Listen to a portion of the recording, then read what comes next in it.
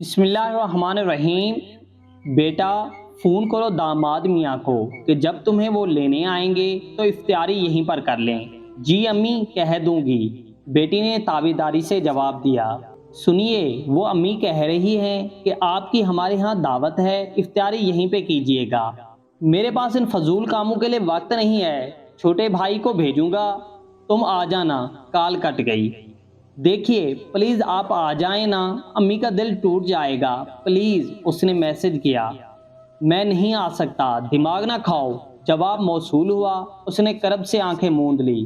دوسرا دن وہ صبح سے کال کر رہی تھی مگر آگے سے کال کاٹ دی جاتی تھی۔ بالآخر کال اٹینڈ کر لی گئی۔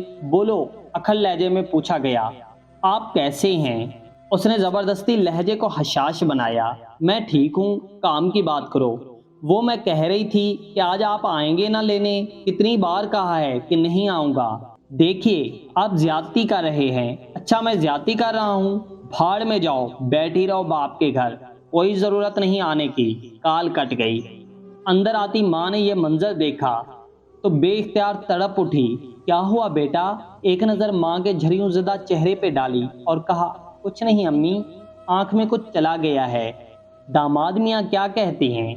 امی انہیں ضروری کام سے دوسرے شہر جانا ہے، وہ نہیں آ پائیں گے۔ کوئی بات نہیں، میں ان کی افطاری گھر لے جاؤں گی۔ یہ کہتے ہوئے وہ آنسو چھپانے کی خاطر اٹھ کھڑی ہوئی۔ یہ نہ جانے کتنے گھروں کی کہانی ہے، نہ جانے کتنی بیٹیاں ماں باپ کی خاطر کتنے آنسو چھپاتی ہیں اور خود کو خوش ظاہر کرتی ہیں، اور نہ جانے کتنے مرد ماں باپ کی لاڈلیوں سے یوں ہی بے دردی سے پیش آتے ہیں۔